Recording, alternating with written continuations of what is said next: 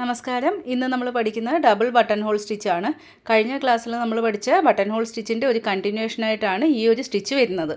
കഴിഞ്ഞ ക്ലാസ്സിൽ നമ്മൾ സിംഗിൾ ബട്ടൺ ഹോൾ സ്റ്റിച്ച് ആയിരുന്നു പഠിച്ചത്. അപ്പോൾ ഡബിൾ ബട്ടൺ ഹോൾ എന്ന് പറയുമ്പോഴത്തേക്ക് നമുക്ക് ഒരു ലെയർ കൂടി ആ ഒരു സ്റ്റിച്ച് വരും. കഴിഞ്ഞ ക്ലാസ്സുകളിലെല്ലാം നമ്മൾ പാരലലായിട്ട് 2 ലൈൻസ് ആയിരുന്നു വരച്ചു കൊടുക്കുന്നത്. എന്നാൽ ഈ സ്റ്റിച്ചിന് നമുക്ക് പാരലലായിട്ട് 3 ലൈൻസ് വരച്ചു കൊടുക്കണം. ഈ സ്റ്റിച്ച് നമ്മൾ ഈ ഒരു സെൻറ്റർ പോയിന്റിൽ നിന്നാണ് സ്റ്റാർട്ട് ചെയ്യുന്നത്. മുകളിൽ നിന്നോ താഴെ നിന്നോ ഒന്നും നമുക്ക് ഈ ഒരു സ്റ്റിച്ച് സ്റ്റാർട്ട് ചെയ്യാൻ പറ്റത്തില്ല. ഈ ഒരു സെൻറ്റർ പോയിന്റിൽ കൂടെ മാത്രമേ നമുക്ക് സ്റ്റാർട്ട് ചെയ്യാൻ പറ്റത്തുള്ളൂ. അതുപോലെ എൻഡ് നോട്ട് ഇടുന്നത് നമ്മൾ ഇതുപോലെ തന്നെ സെൻറ്റർ പോയിന്റിലായിരിക്കും. ഫസ്റ്റ് സിൽക്ക് ത്രെഡിൽ ചെയ്ത് കാണിക്കാം, അതിനുശേഷം ഞാൻ ജെറി ത്രെഡിൽ ചെയ്ത് കാണിക്കാം. സ്റ്റാർട്ടിംഗ് ഒക്കെ എപ്പോഴും ചെയ്യുന്ന പോലെ തന്നെ നീഡിൽ കുത്തി നമുക്ക് ത്രെഡ് മുകളിലേക്ക് എടുക്കാം. ഇനി ഇവിടെ ഞാൻ ലോക്ക് സ്റ്റിച്ച് ഇടുന്നില്ല, അതെന്താണെന്ന് ഞാൻ വഴിയെ പറയാം. നേരെ നമ്മൾ ബട്ടൺ ഹോളിൽ ചെയ്ത പോലെ തന്നെ മുകളിലേക്ക് പോയി ലോങ് ആയിട്ടൊരു ചെയിൻ എടുത്തു. ഇനി ആ ഒരു നീഡിൽ ബട്ടൺ ഹോൾ ചെയ്ത പോലെ തന്നെ നമുക്ക് റിവേഴ്സ് കൊണ്ടുവരാം. റിവേഴ്സ് സെൻറ്ററിൽ കൊണ്ടുവന്ന് സെൻറ്ററിൽ ഒരു ലോക്ക് സ്റ്റിച്ച്. നമ്മൾ ബട്ടൺ ഹോളിൽ ചെയ്ത അതേ മെത്തേഡ് തന്നെ, യാതൊരു വ്യത്യാസവും ഇല്ല.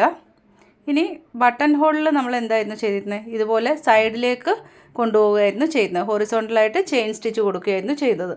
പക്ഷേ ഇവിടെ നമ്മൾ അങ്ങനെയല്ല, റിവേഴ്സ് താഴേക്കാണ് കൊണ്ടുവരുന്നത്. താഴേക്ക് കൊണ്ടുവന്ന് താഴെ ഒരു ചെയിൻ സ്റ്റിച്ച്, വീണ്ടും ആ നീഡിൽ റിവേഴ്സ് എടുത്ത് സെൻറ്ററിലേക്ക് കൊണ്ടുവരിക. സെൻറ്ററിലേക്ക് കൊണ്ടുവന്നതിന് ശേഷം സെൻറ്ററിൽ ആ ഒരു ലൈനിലായിട്ട് ഒരു ലോക്ക് സ്റ്റിച്ച് കൊടുക്കണം. ഇവിടെ ആ സെൻറ്ററിൽ 2 ലോക്ക് സ്റ്റിച്ച് വരുന്നത് കൊണ്ടാണ് ഞാൻ സ്റ്റാർട്ടിങ്ങിൽ ലോക്ക് സ്റ്റിച്ച് കൊടുക്കാതെ ഡയറക്റ്റ് സ്റ്റാർട്ട് ചെയ്തത്.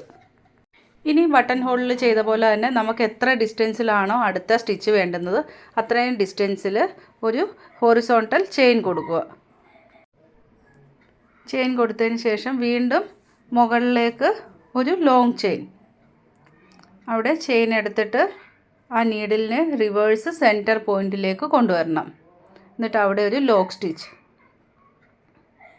അതിനുശേഷം വീണ്ടും ആ ഒരു നീഡിലിനെ താഴേക്ക് ഒരു ലോങ് സ്റ്റിച്ച് എടുക്കുക. വീണ്ടും ആ ഒരു നീഡിലിനെ റിവേഴ്സ് നമ്മൾ സെൻറ്റർ പോയിന്റിലേക്ക് കൊണ്ടുവന്ന് ഒരു ലോക്ക് സ്റ്റിച്ച്. ഇത്രയേ ഉള്ളൂ ഡബിൾ ബട്ടൺ ഹോൾ സ്റ്റിച്ച്. നമ്മൾ സിംഗിൾ ബട്ടൺ ഹോൾ സ്റ്റിച്ച് ചെയ്തപ്പോൾ മുകളിൽ മാത്രമേ ലോങ് ചെയിൻ എടുക്കുന്നുള്ളായിരുന്നു. എന്നാൽ ഡബിൾ ബട്ടൺ ഹോൾ ചെയ്യുമ്പോൾ നമ്മൾ താഴെയും കൂടി ലോങ് ചെയിൻ എടുക്കുന്നുണ്ട്. അതുപോലെ ഇവിടെ ലോക്ക് സ്റ്റിച്ച് കൊടുക്കുന്നത് ഇമ്പോർട്ടൻ്റ് ആണ്, കാരണം എല്ലാം ലോങ് ചെയിൻ അല്ലേ. അപ്പോൾ ആ ഒരു ചെയിനിനെ ലോക്ക് ചെയ്യാൻ വേണ്ടിയിട്ട് നമുക്ക് ലോക്ക് സ്റ്റിച്ച് കൊടുത്തെങ്കിലേ പറ്റത്തുള്ളൂ. എങ്കിൽ മാത്രമേ ആ ലോങ് ചെയിൻ എല്ലാം കറക്റ്റ് പ്ലേസിൽ ഇരിക്കത്തുള്ളൂ. അല്ലെങ്കിൽ അടുത്ത ചെയിൻ സ്റ്റിച്ച് ചെയ്യുമ്പോഴത്തേക്കും നമ്മൾ അതിന് മുന്നേ എടുത്ത ചെയിൻ ആ ഒരു പുതിയ സ്റ്റിച്ചിലേക്ക് കയറി വരും. പിന്നെ ശ്രദ്ധിക്കേണ്ടത് ഓരോ സ്റ്റിച്ചും തമ്മിലുള്ള ഗ്യാപ്പാണ്. എല്ലാം ഒരേ ഡിസ്റ്റൻസിലാണെങ്കിൽ മാത്രമേ ആ ഒരു സ്റ്റിച്ച് കാണാനും നല്ല ഭംഗിയുണ്ടായിരിക്കത്തുള്ളൂ. ബട്ടൺ ഹോൾ സ്റ്റിച്ചിൽ നമ്മളത് ചെയ്ത് കാണിച്ചതാണ്. ഓരോ സ്റ്റിച്ചും തമ്മിൽ ഡിഫറെൻ്റ് ആയിട്ടുള്ള ഗ്യാപ്പ് ആണെങ്കിൽ അത് കാണാനും ഒരു ഫിനിഷിങ് ഉണ്ടായിരിക്കത്തില്ല. പിന്നെ ഈ ഒരു സ്റ്റിച്ച് നമുക്ക് ഫില്ലിങ്ങിന് വേണ്ടിയിട്ടും യൂസ് ചെയ്യാം. അതുപോലെ ബോർഡർ ഡിസൈനായിട്ട് നമുക്ക് ബീഡ്സ് ഒക്കെ വെച്ച് വേണമെങ്കിലും ചെയ്യാം. അത് ഞാൻ ജെറി ത്രെഡിൽ ചെയ്ത് കാണിക്കുമ്പോൾ ഞാൻ ബീഡ്സ് വെച്ച് ചെയ്ത് കാണിക്കാം. ഫില്ലിങ്ങിന് ഇമ്പോർട്ടൻ്റ് ആയിട്ടുള്ളൊരു സ്റ്റിച്ചാണിത്. ലീഫ് ഫില്ലിങ്, ഫ്ലവർ ഫില്ലിംഗ് ഒക്കെ നമുക്ക് ചെയ്യുമ്പോൾ ഈ ഒരു സ്റ്റിച്ചാണ് നമ്മൾ കൂടുതലായിട്ട് യൂസ് ചെയ്യുന്നത്. അപ്പോൾ ഈ സ്റ്റിച്ച് നന്നായിട്ട് പ്രാക്ടീസ് ചെയ്ത് കഴിഞ്ഞാൽ നമുക്ക് ലീഫ് ഫില്ലിങ്ങും ഫ്ലവർ ഫില്ലിങ്ങും ഒക്കെ ചെയ്യുന്ന സമയത്ത് ഈ ത്രെഡ് കട്ടാവുകയോ അങ്ങനെയുള്ള പ്രശ്നങ്ങളൊന്നും ഉണ്ടായിരിക്കത്തില്ല. പിന്നെ ഈ ഒരു സ്റ്റിച്ച് ശ്രദ്ധിച്ചാൽ കാണാം, നമ്മൾ മുകളിലത്തെ ആ ഒരു ലൈനിൻ്റെ നേരെ താഴെയായിട്ടല്ല താഴത്തെ ലൈൻ വരുന്നത്. അതായത് ആ ഒരു ലോക്ക് അപ്പുറവും ഇപ്പുറവും ആയിട്ടാണ് വരുന്നത്. ഞാൻ സൂം ചെയ്ത് കാണിക്കാം. ഈ ഒരു സ്റ്റിച്ച് കണ്ടോ, മുകളിൽ നിന്ന് വരുന്ന ലൈനിൻ്റെ തൊട്ട് അരികിലായിട്ടാണ് താഴേന്ന് വരുന്ന ആ ഒരു ചെയിൻ ലോക്ക് ചെയ്യുന്നത്.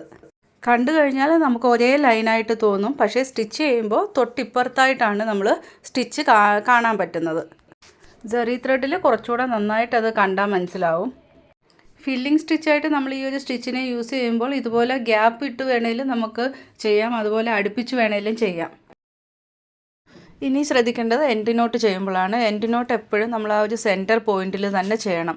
അല്ലാതെ മുകളിലത്തെ ലൈനിലോ അല്ലെങ്കിൽ താഴത്തെ ലൈനിലോ ഒക്കെ ചെയ്ത് കഴിഞ്ഞാൽ അത് എടുത്ത ആ ഒരു എൻഡ് നോട്ട് കാണിക്കും, അവിടെ ഒരു നോട്ട് വീണ് കിടക്കുന്നത്. അതുകൊണ്ട് ഇതുപോലെ സെൻറ്റർ പോയിന്റിൽ തന്നെ നമുക്ക് എൻഡ് നോട്ട് ചെയ്യണം.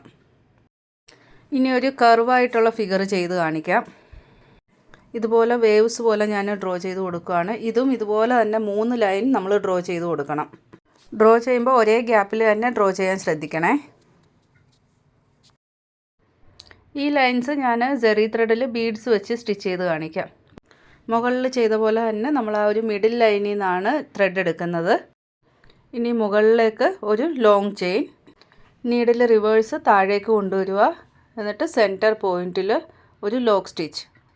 അതിനുശേഷം താഴത്തെ ലൈനിലേക്കൊരു ലോങ് ചെയിൻ, വീണ്ടും നീഡിൽ റിവേഴ്സ് കൊണ്ടുവന്ന് സെൻറ്റർ പോയിൻറ്റിൽ ഒരു ലോക്ക് സ്റ്റിച്ച്. ഇനി നമുക്ക് എത്രയാണോ ഗ്യാപ്പ് വേണ്ടുന്നത് ആ ഗ്യാപ്പിലേക്കൊരു ലോങ് ചെയിൻ ആണ്. അപ്പം ഈ ഒരു പോയിൻറ്റിലാണ് നമുക്ക് ബീഡ്സ് സ്റ്റിച്ച് ചെയ്ത് കൊടുക്കേണ്ടത്. ബീഡ്സ് എങ്ങനെയാണ് നീഡിലിൽ എടുക്കുന്നതെന്ന് നമ്മൾ ചെവറോൺ സ്റ്റിച്ചിൽ കാണിച്ചിരുന്നു. അപ്പോൾ അതുപോലെ ബീഡ്സ് എടുക്കുക. അതിനുശേഷം ഇതുപോലെ ഈ ഒരു ചെയിനിലേക്ക് കോർത്ത് കൊടുത്തിട്ട് നമുക്ക് അടുത്ത ഒരു ഹൊറിസോണ്ടൽ ചെയിൻ എടുക്കാം. വീണ്ടും പഴയ പോലെ തന്നെ മുകളിലേക്കൊരു ലോങ് ചെയിൻ, അതിനുശേഷം നീഡിലിനെ റിവേഴ്സ് കൊണ്ടുവന്ന് സെൻറ്ററിൽ ഒരു ലോക്ക് സ്റ്റിച്ച്, വീണ്ടും ആ ഒരു നീഡിലിനെ താഴേക്ക് ഒരു ലോങ് ചെയിൻ, അതിനുശേഷം ആ ഒരു നീഡിലിനെ റിവേഴ്സ് കൊണ്ടുപോയി സെൻറ്ററിൽ ഒരു ലോക്ക് സ്റ്റിച്ച്. ഇനി അടുത്ത ചെയിൻ എടുക്കുന്നതിന് മുന്നായിട്ട് നമുക്ക് ഒരു ബീഡ് കോർത്ത് കൊടുക്കണം. സൂം ചെയ്ത് കാണിക്കുക, അപ്പോൾ കുറച്ചുകൂടെ നന്നായിട്ട് മനസ്സിലാവും. നിങ്ങൾ പ്രാക്ടീസ് ചെയ്യുമ്പോൾ ഇതുപോലെ ബീഡ്സ് കോർത്ത് ചെയ്യണമെന്നില്ല, ജെറി ത്രെഡിൽ പ്രാക്ടീസ് ചെയ്താലും മതി. ഇതുപോലെ സിംഗിൾ ബീഡ് കോർത്ത് ചെയ്യാൻ പറ്റുമെങ്കിൽ മാത്രം ഇതുപോലെ സിംഗിൾ ബീഡ് കോർത്ത് ചെയ്താൽ മതി. അല്ലെങ്കിൽ നമുക്കിനി ബീഡ്സിൻ്റെ ക്ലാസ് വരുന്നുണ്ട്, അപ്പോൾ അതിൽ ഡീറ്റെയിൽഡായിട്ട് നമുക്ക് പഠിക്കാം. പിന്നെ ഇവിടെ ആ ഒരു മുകളിൽ നിന്നുള്ള ലൈനും താഴെ നിന്നുള്ള ലൈനും ശ്രദ്ധിച്ചോ? ഞാൻ പറഞ്ഞില്ലേ ജെറി ത്രെഡിൽ കുറച്ചുകൂടെ നന്നായിട്ട് കാണാൻ പറ്റുമെന്ന്. മുകളിൽ നിന്നുള്ള ലൈൻ വന്ന് ജോയിൻറ്റ് ചെയ്യുന്നിടത്ത് താഴേന്ന് തൊട്ടടുത്തായിട്ട് ജോയിൻറ്റ് ചെയ്യുന്ന പോലെയാണ് അടുത്ത ലൈൻ താഴേക്കുള്ളത് വരുന്നത്. പിന്നെ ഇതുപോലുള്ള കർവ് സ്റ്റിച്ച് ചെയ്യുന്ന സമയത്ത് സെൻറ്ററിലെ ഗ്യാപ്പിന് യാതൊരു വ്യത്യാസവും വരത്തില്ല. പക്ഷേ നമ്മൾ മുകളിലും താഴെയും കൊടുക്കുന്ന ലോങ് ചെയിൻ്റെ ഗ്യാപ്പിൽ വ്യത്യാസം വരും. അത് അഡ്ജസ്റ്റ് ചെയ്ത് വേണം സ്റ്റിച്ച് ചെയ്യാൻ. സ്ട്രെയിറ്റ് ലൈൻ സ്റ്റിച്ച് ചെയ്യുമ്പോൾ നമുക്ക് സെൻറ്ററിലും മുകളിലും താഴെയും എല്ലാം ഒരേ ഗ്യാപ്പായിരുന്നു. പക്ഷേ നമ്മൾ കർവ് സ്റ്റിച്ച് ചെയ്യുമ്പോൾ അങ്ങനെയല്ല. ബട്ടൺ ഹോൾ ഫില്ലിങ് ചെയ്യുമ്പോൾ നമ്മൾ ഇതുപോലെ ബീഡ്സ് ഒന്നും വെച്ച് സ്റ്റിച്ച് ചെയ്യത്തില്ല. ഈ ഒരു ബീഡ്സ് വെച്ചുള്ള സ്റ്റിച്ച് ഞാൻ കാണിച്ചു തരുന്നത് നമ്മൾ ബോർഡർ ഡിസൈനായിട്ട് ചെയ്യുകയാണെങ്കിൽ നമുക്ക് ഒന്ന് ഹൈലൈറ്റ് ചെയ്ത് കാണിക്കാൻ വേണ്ടിയിട്ട് ഇതുപോലെ ബീഡ്സൊക്കെ വെച്ചാൽ നല്ല ഭംഗിയായിരിക്കും. അതുപോലെ നിങ്ങൾക്ക് ഓൺലൈൻ വാട്സപ്പ് ക്ലാസ്സിൽ ജോയിൻ ചെയ്യണം എന്നുണ്ടെങ്കിൽ സ്ക്രീനിൽ കാണുന്ന നമ്പറിൽ കോൺടാക്റ്റ് ചെയ്താൽ മതി. അല്ലെങ്കിൽ വാട്സപ്പ് ലിങ്ക് ഞാൻ ഡിസ്ക്രിപ്ഷനിൽ കൊടുത്തിട്ടുണ്ട്. അതാകുമ്പോൾ നിങ്ങൾക്ക് നമ്പർ സേവ് ചെയ്യാതെ തന്നെ കോൺടാക്റ്റ് ചെയ്യാം. വാട്സപ്പ് ഗ്രൂപ്പിൻ്റെ ലിങ്ക് ഞാൻ ഡിസ്ക്രിപ്ഷനിൽ കൊടുത്തിട്ടുണ്ട്. അതാകുമ്പോൾ നിങ്ങൾക്ക് ഡയറക്റ്റ് ഗ്രൂപ്പിലേക്ക് ജോയിൻ ചെയ്യാൻ പറ്റും. പിന്നെ ശ്രദ്ധിക്കേണ്ടത് ഈ ഒരു സ്റ്റിച്ച് ചെയ്യുന്ന സമയത്ത് നമ്മുടെ ക്ലോത്ത് ടൈറ്റ് ആയിരിക്കണം. ക്ലോത്ത് ടൈറ്റ് അല്ലെങ്കിൽ നമ്മൾ ഈ മുകളിൽ നിന്നും താഴെ നിന്നും ഒക്കെ നമ്മൾ റിവേഴ്സ് നീഡിൽ എടുത്തുകൊണ്ട് വരില്ലേ, അപ്പോൾ റിവേഴ്സ് നീഡിൽ എടുക്കുന്ന സമയത്ത് ആ ക്ലോത്ത് ചുരുങ്ങിപ്പോവും. പിന്നെ ലോക്ക് സ്റ്റിച്ച് കൂടി ഇട്ട് കഴിയുമ്പോഴത്തേക്ക് പിന്നെ അതിന് നമുക്ക് വേറെ ഒന്നും ചെയ്യാൻ പറ്റത്തില്ല. അപ്പോൾ അതുകൊണ്ട് ക്ലോത്ത് എപ്പോഴും ടൈറ്റായിട്ട് ഫിക്സ് ചെയ്തിരിക്കണം. ഇനി ഈ ഒരു സ്റ്റിച്ചിന് നമുക്ക് ഔട്ട്ലൈൻ സ്റ്റിച്ച് കൂടി കൊടുക്കണം.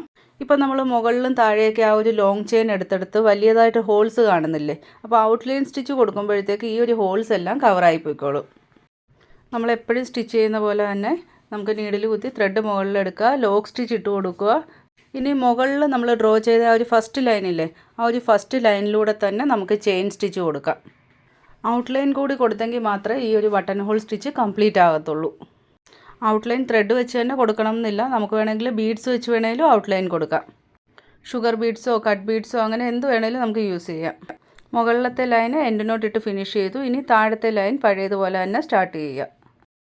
ബീഡ്സാണ് നമ്മൾ ഔട്ട്ലൈൻ കൊടുക്കുന്നതെന്നുണ്ടെങ്കിൽ സ്വിങ് ത്രെഡ് വെച്ചാണ് സ്റ്റിച്ച് ചെയ്യുന്നത്. സിൽക്ക് ത്രെഡോ ജെറി ത്രെഡോ അല്ല നമ്മൾ അതിന് യൂസ് ചെയ്യുന്നത്. ബീഡ്സ് ചെയിൻ സ്റ്റിച്ച് ചെയ്യുമ്പോൾ നമ്മൾ സ്വിങ് ത്രെഡാണ് യൂസ് ചെയ്യുന്നത്.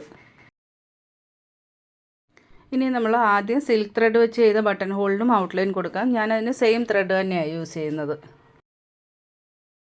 ഔട്ട്ലൈൻ സ്റ്റാർട്ട് ചെയ്യുന്നത് എൻഡ് ചെയ്യുന്നതും നമ്മുടെ ആ ഒരു ലോങ് ചെയിനിൻ്റെ പ്ലേസ് ഇല്ലേ, സെയിം അതേ സ്ഥലത്ത് തന്നെ ചെയ്യാൻ ശ്രദ്ധിക്കണം. എങ്കിലേ കാണാൻ ഒരു ഫിനിഷിംഗ് ഉണ്ടായിരിക്കത്തുള്ളൂ. ഇനി നിങ്ങൾ പ്രാക്ടീസ് ചെയ്യേണ്ട പിക്ചേഴ്സ് പറയാം. നമ്മളിപ്പോൾ ചെയ്ത് കാണിച്ച പോലെ തന്നെ സ്ട്രെയിറ്റ് ലൈനായിട്ട് ഇതുപോലെ ഒരു വേവ്ഡ് ഫിഗറും കൂടി ചെയ്യണം. ഇനി ഇത് കൂടാതെ ഒരു സർക്കിളും കൂടി ചെയ്യാം. സർക്കിൾ ചെയ്യുമ്പോൾ 3 സർക്കിളാണ് നമുക്ക് ഡ്രോ ചെയ്യേണ്ടത്. ഇതുപോലെ സ്കെയിൽ ഉണ്ടെങ്കിൽ ഇങ്ങനെ ഡ്രോ ചെയ്യുക. അതല്ലെങ്കിൽ നമുക്ക് കോമ്പസോ അല്ലെങ്കിൽ എന്തെങ്കിലും ബോട്ടിലിൻ്റെ അടപ്പൊക്കെ യൂസ് ചെയ്തിട്ട് വേണമെങ്കിൽ നമുക്കിതുപോലെ സർക്കിൾ വരയ്ക്കാം. ഇത് ഒരേപോലത്തെ 3 സർക്കിൾ വരയ്ക്കണം.